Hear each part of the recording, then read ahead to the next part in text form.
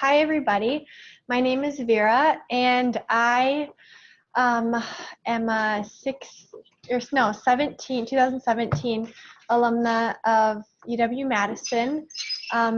I was on the capstone this last academic year from 2016 to 2017 with Tiara.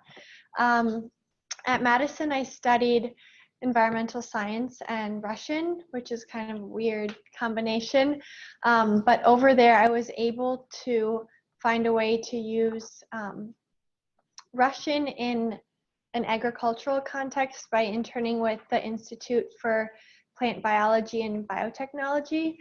And that was basically working in a germplasm cryopreservation lab. And germplasm is just a fancy word for seed, or any plant material that you can regenerate a new plant from. And that could be anything like a twig, a little clipping of a plant, really anything. And so that's stored in liquid nitrogen at like minus 196 degrees Celsius for indefinite long-term storage, which has implications for food security should we lose any of that biodiversity on land. And so the only way I found that this institute existed and that it was right on my walk to class every morning was thanks to a professor at UW-Madison, Professor Irwin Goldman, who is chair of the Hort department, horticulture. He introduced me to a USDA scientist who had collaborators over there. And so the stars kind of aligned that way, and that's kind of my little internship tidbit over there. So, yeah. My name is Tiara Luckiesh. I was on the Overseas Russian Capstone program last year with Vera and Almaty. And I had an internship at a local NGO that worked with giving resources to underprivileged women, young women like college age, in Almaty Oblast. And we provided them with vocational opportunities, with educational opportunities. One of the things we did was give scholarships to girls so they could stay in the center of the city in a actual building that the NGO owned. We offered professional development courses. We offered especially anything related to culinary services or administrative work, hotel business, basically just trying to equip these young women with options beyond high school, because a lot of these women were actually kicked out of fear of how they would perform on their their high school exiting exams to move on to university. Unfortunately, that's a thing that happens. They get pressured to leave high school because the school sort of targets them as like a risk for low test scores, and in consequence of that, less funding in the following year. So that was the sort of work I did. I basically managed a series of professional development courses for these women, and basically what I would term cultural exchange courses between like Kazakh and American culture. We would talk about different social issues, and we would try to like give each other different perspectives on life. And it was a really interesting, productive internship. I also got sort of like a background look into how NGOs operate and work, and I participated in helping to write grants and helping to construct arguments about the programs we were running, and basically why we deserved money for them. So yeah, it was a really great experience. It was definitely something I didn't even anticipate getting on this program. It exceeded my expectations for what I would get in terms of the internship. The one thing I would say in terms of advice for everyone going on the program next year or in the future is that definitely have something in mind. Think about what you would want to do and really look for it while you're out there. Don't just expect it to fall into your lap. Really start looking for it from day one. Look for it before you even leave. I think that's a really great way to prepare yourself. And even if it doesn't pan out, I mean, at least you looked into an area of interest, and you might like have a connection set up in Almaty and Kazakhstan before you even get there. I'm Jake Beebe. When was I on the capstone? 2015 to 2016, right? Yeah. After graduating off the capstone, I moved to Ukraine for a year. And then I came back to UW-Madison, and currently I'm an MA student in the Center for Russia, East European, and Central Asian Studies, where I also work as a communications assistant. Yeah, so my internship when I was in Almaty, I was actually working for KazNU, so that's Al-Farabi Kazakh National University, in the Department of Academic Mobility. And essentially what I was doing there, I did a lot of things, but I did some translation work, some fixing a lot of bad translations. And I also reworked a bunch of materials that the university uses to recruit international students to study in Kazakhstan. So that's about it. I'll be happy to take any questions later once we're all done. I'm Marisa Irwin. I was on the same year as Jake, so 2015 to 2016. I am currently a master's student at the University of Wisconsin-Milwaukee, where I'm pursuing a master's in translation and interpreting with a dual concentration in Russian and German. It's a mouthful, I know. I haven't figured out a way to cut it down any smaller. While I was in Kazakhstan, I was actually a student teacher. I taught 8th and 9th graders world history. So my task was basically, I met every Wednesday with my teacher. She gave me 3 or 4 chapters that I was expected to teach. I planned out my lesson. I came up with critical thinking activities, because if you have spent any time in Russia or the Russian-speaking world, critical thinking is a very new, if not foreign concept to them. They're expected to just memorize facts and dates, especially with history. So I took it upon myself to try to teach critical thinking. It was a slow process, but by the end I was getting a little bit more participation. So I taught 4 to 5 classes every Wednesday. I led them completely on my own, obviously in Russian, and then I participated in school events as well. So I saw for International Women's Day, the boys in the class put on, I don't know, show I guess you would call. I had a poem dedicated to me, which was quite the interesting experience to see a bunch of 8th graders recite like almost a love poem to you. And then a few other events as well. But yeah, so it was a really interesting experience, not only obviously for speaking, you have to get very confident very quickly in speaking in Russian in front of people, which for me was one of the things I struggled with before going over there. You also get really great at asking questions and figuring out how to rephrase them, which is super useful for the OPI, as I'm sure many of you already know. But yeah, as Jake said, I'll take questions once we're done with introductions. I will give it to Skype now. All right. Hi, my name is Ben. I was a Flagship student, I think in like 2014, 2015. And that sounds like such a long time ago. And it doesn't really feel like that. I did the Flagship year, and then I did a master's program in Moscow through Middlebury. And I'm doing a PhD in Slavic languages at Columbia right now. While I was still at Madison, my focus was like Russian and finance. And for a long time, I figured that I was going to go into some kind of like international business field. And I got a really interesting internship at this company called Uranium One. They do uranium like mining services. And so they took, I think, 4 of us in the beginning. There was a nuclear physicist, a translator, like a finance guy who was me, and then I guess another guy who was kind of doing financial work, but he was more of an economist. And we got really interesting work. I was like extremely surprised at the like seriousness of the work that they gave us. The first assignment was this audit that we needed to translate for their Canadian stockholders, because originally it was a Canadian-owned company that got acquired by Rosatom, which is like Russia's nuclear governmental program. And so I did like audit translations. They gave me just like raw numbers that we had to do analysis on.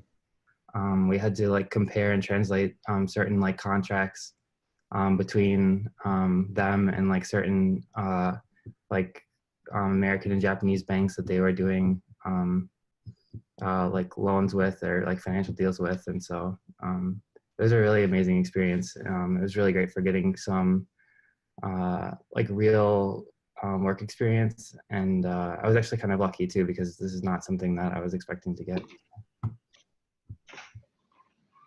Okay, why don't we start with how you began your search for your internship, if any of you would like to touch on that more.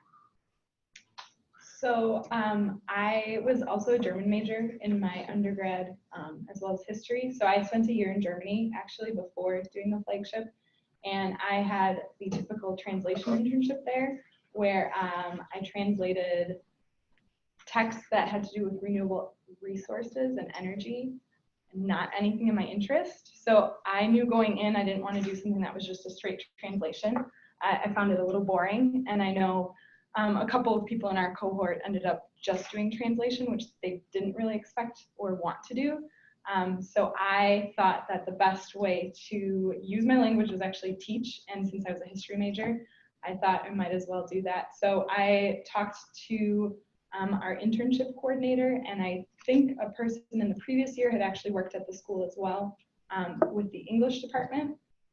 So that's how I saw mine. But I would agree with Tiara, as she said, figure out at least the idea of what you're looking to get out of the internship, whether that's translation work, if you want to have more of a speaking role, look at something. We had somebody in our year who moderated on a TV show. I think he had an interview. So obviously his public speaking was phenomenal by the end of it. So just kind of figure out what you're looking to get out of it, not only in terms of work experience, but maybe something that you're struggling with compared to the other things in your language. If your reading is strong, maybe branch out and try to do something that's more of an emphasis with speaking.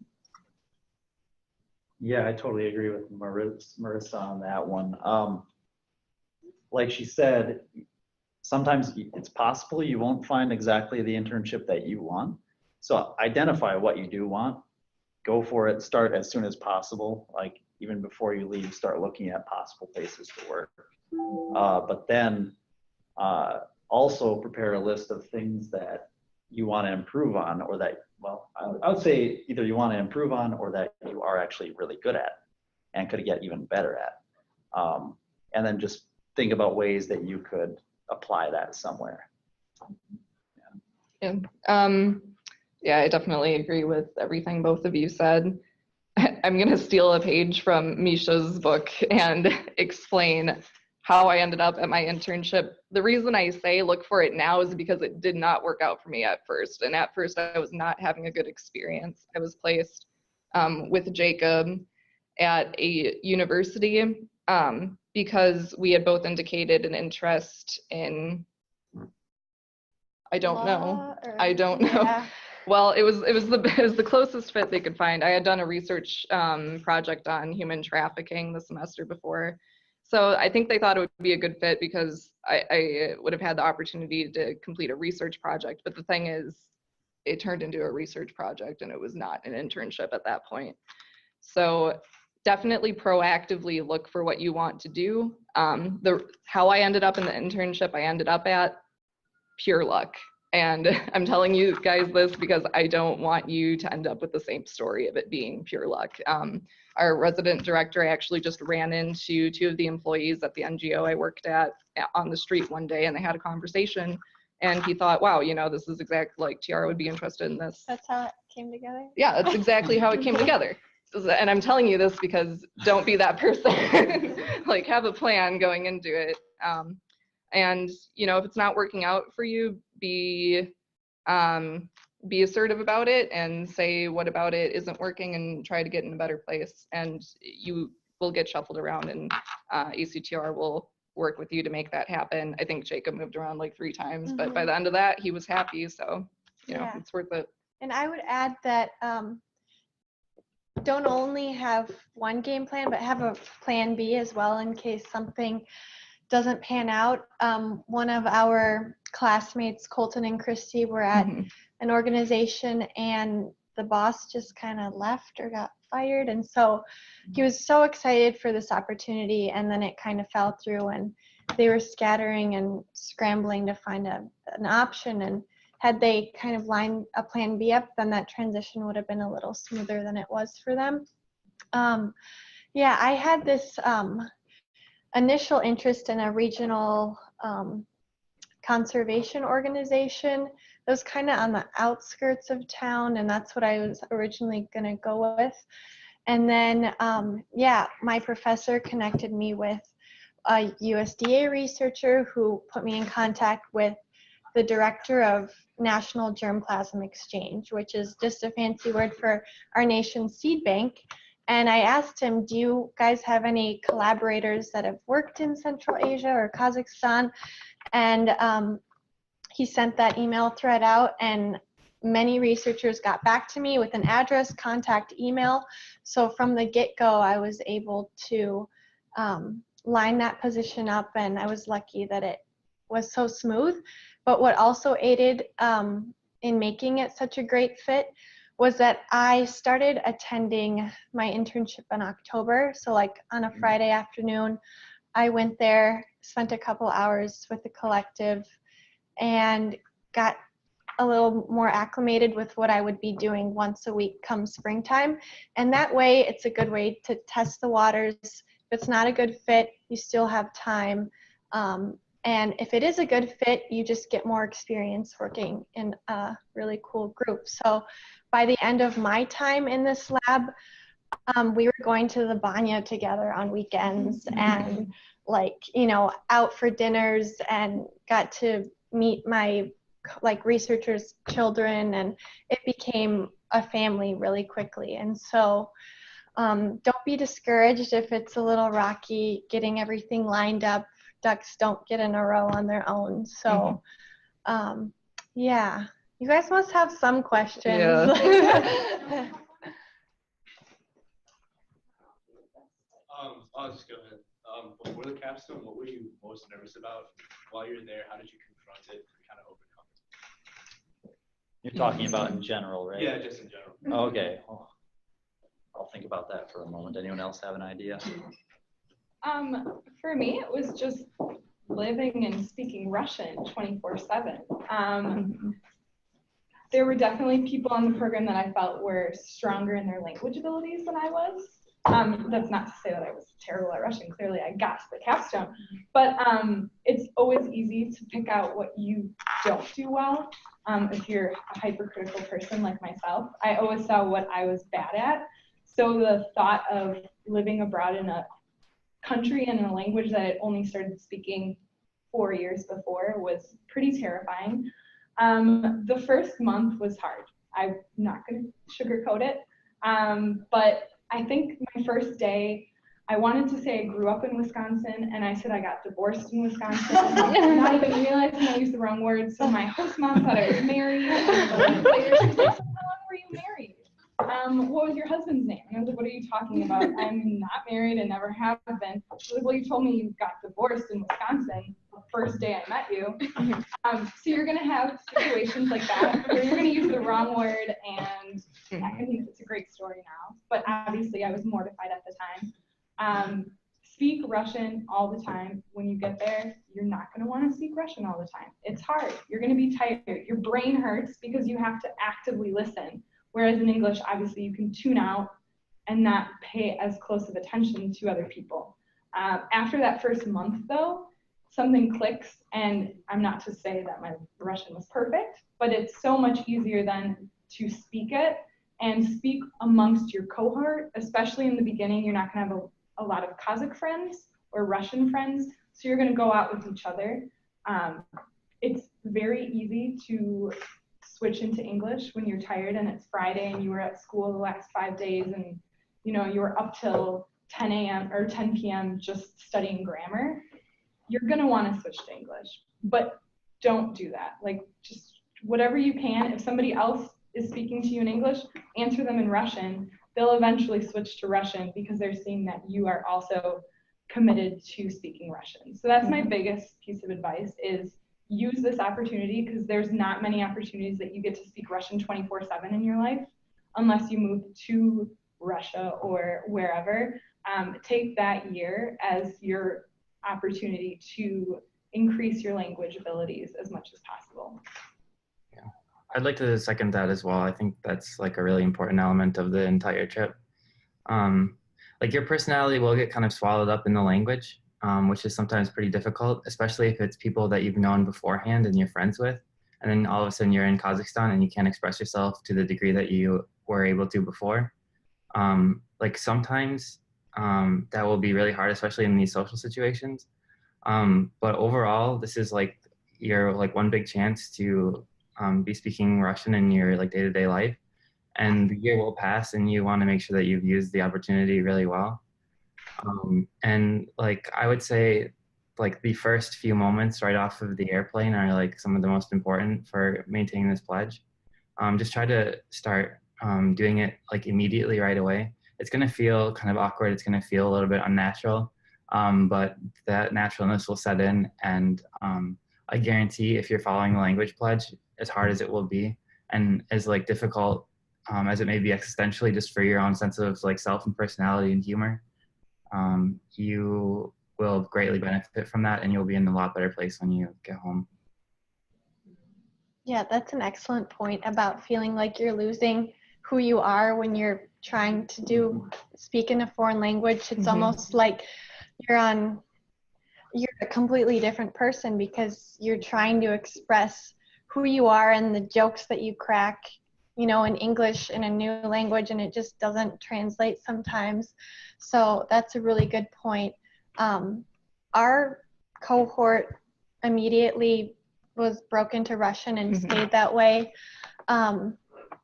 Tiara and I went to India over winter break, and it was really useful to be able to speak Russian because I think the taxi driver was trying to scam us, and you know, we could, you know, talk about the dilemma at hand, and he had no idea what was going on. So you can work it to your advantage. I also have a friend from the program from Portland, and we keep in touch, and when we communicate, it's solely in Russian just because it's so awkward to think about speaking English with him, as backwards as that sounds. So yeah, making the active effort of using language from day one is super important. How did you all navigate that, like with communication, like back home, like with your family or with friends, or like, That's a good question. Well, I really tried to set an appointed time where I would be talking to my family or my friends in English and really try to stick to that. I kept in touch via text through with my family almost on a daily basis, but really I committed to only speaking English like a couple hours a week max, talking to people on the phone. Sometimes I even think that was a bit too much, but really you just want to get into a pattern that you can commit to that limits how much you are like code switching to English all the time, because really that's the most damaging thing. Like going home to your host family and then spending hours on the internet like cooped up in your room in English is just as bad as like calling up your friends and speaking English all night.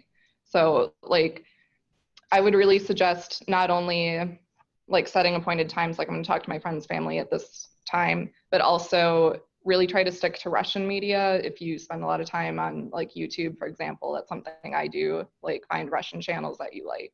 If you read the news every day, find like a Russian press outlet that you like Medusa is really good. So yeah, that sort of thing. Just try to stay on top of it, because that's one of those things that creeps up on you and you don't notice it until it's sort of entrenched in your time. Yeah, I didn't really have a lot of issues with, you know, communicating with my family in English, because I just naturally don't have to talk to my family every day.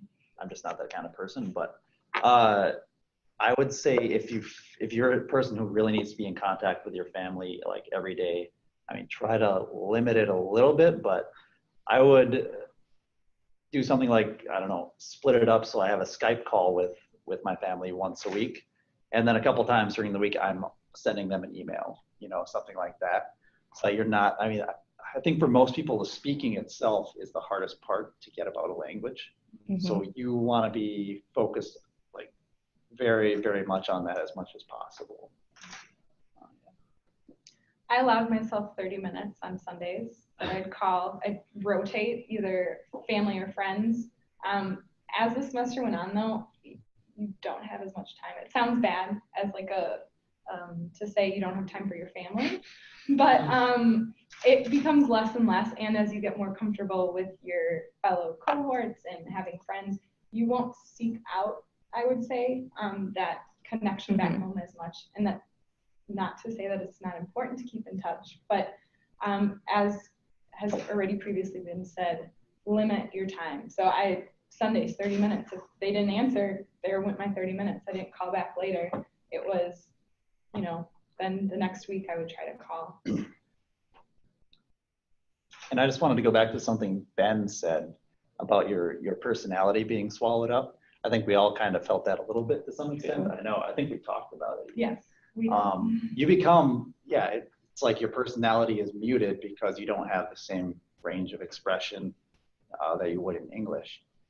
But I would think of it, a good way to think of it is that you have this opportunity to make a new you, like a new personality. I have a Russian personality and an American personality. And it's fun. You can have fun with it, like just play around with Russian. It's just think of it that way is what I would say. I have a question about the workplace cultures that you found yourselves in. How would you describe them based on the experiences that you had in workplaces here? As what were some of the differences that you encountered, and were they difficult to navigate, or were they fairly easy to navigate? I can start with that.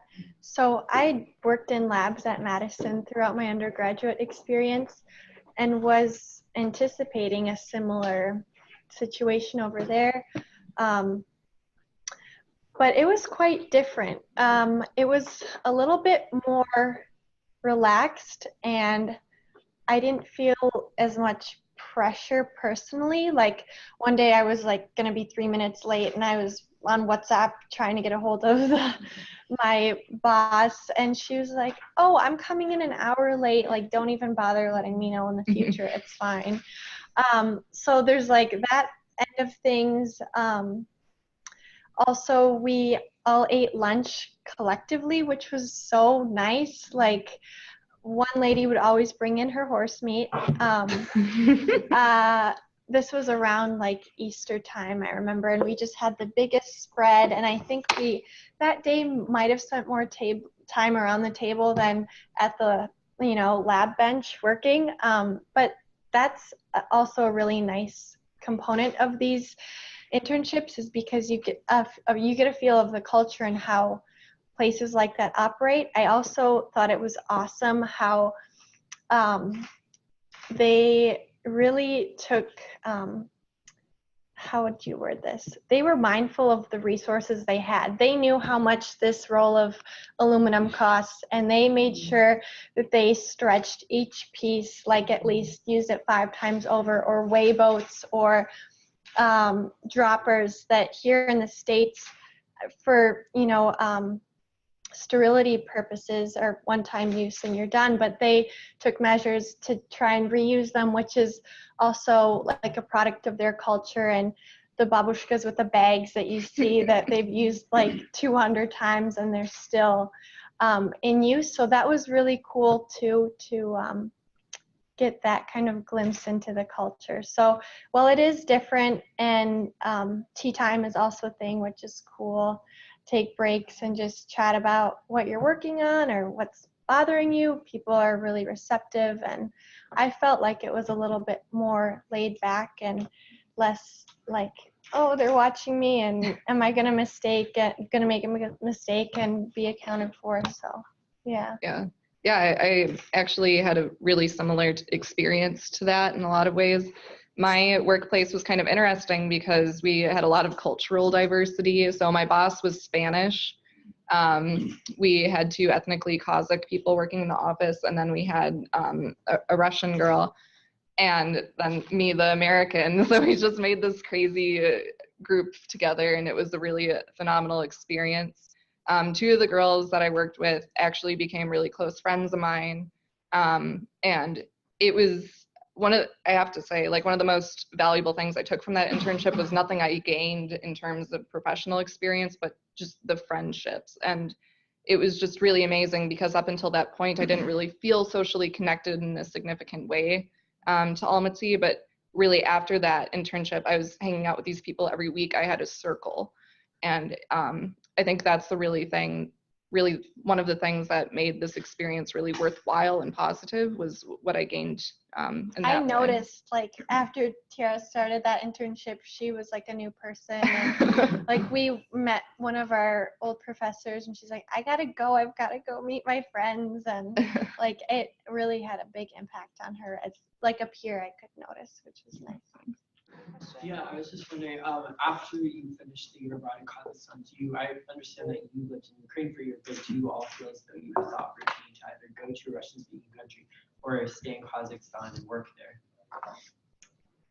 So after the program's conclusion in May, we all had student visas, so we had to leave the country. Right. So I came back to Minnesota for literally 4 days, and then I was back in Kazakhstan, but in the capital in Astana at the World's Fair, which Madison had a part in help recruit the students. So there were 40 students, recent graduates, grad students from across the country representing the United States at the USA Pavilion. So each country had their own kind of exhibition, and that was a short little stint. And then I returned back to the States in October. I moved back home with my parents and have been job searching since, and I'm about to move to DC and at the end of April.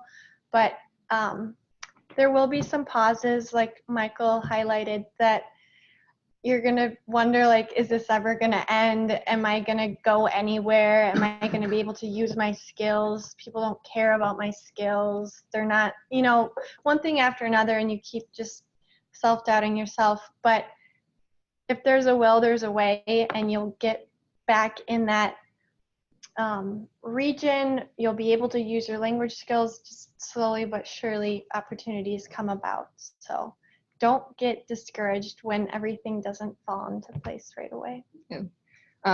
Similarly, I had the opportunity, was very fortunate in that regard, to work as a resident director for the Pushkin Summer Institute abroad program in Daugavpils, Latvia. And that was a phenomenal experience. I got to work with Latvian staff and communicate in Russian with them, and then sort of like communicate the concerns that the American students have and take care of their overall well-being. And that was phenomenal. I'm even luckier to have that opportunity again and to be going back next summer. So definitely look for opportunities like that, anything through UW-Madison. Sometimes, they really need people. And coming off of the Flagship program, you're in a really good position in terms of language ability to be able to fill those roles. So like I'm doing what I want. I have a friend who's working at KPMG after in Kazakhstan. He did an interview for this school in Russia called Vyshka, Vysshaya Shkola Ekonomiki, and it's like one of the most prestigious universities there. And so he did a 2-year like computer linguistics program and ended up at like KPMG in New York. So the opportunities are there; they come. When you're in the capstone program, what's the breakdown between like class time and internship time? Like how much time do you spend each week? Internships once a week. Our year was a Wednesday, and you dedicate that whole day. I started attending my internship site in October just to get acclimated and have an idea of, is this the right place for me, just so you're not scrambling into the new year finding a new place. So yeah, it's a 5th year week, and it's a really nice break. I loved Wednesday because it was still using your Russian, but in a new capacity. And I just felt a lot more at ease and less stressed with just that one day of classwork alleviated from our schedules. Yeah, I agree. Like the first semester is pretty intense. You really got to get used to the workload. You're constantly, you have to speak Russian all day long. Then you go home and you speak Russian to your family. You're pretty tired, but it's worth it. And then it is a nice break in the spring when you have that day off. We had, I think, the same setup. So. I would say your first semester is going to remind you a lot of high school, in that you're going to school from 9 a.m. to 2 p.m. or 3 p.m. if you're doing the Kazakh language class. And it's the same group of 5-6 people every day. So it's going to feel like you're back in high school as compared to classes at UWM, where you're switching every hour to a new building, a new classroom. You do not move. You are there the whole day.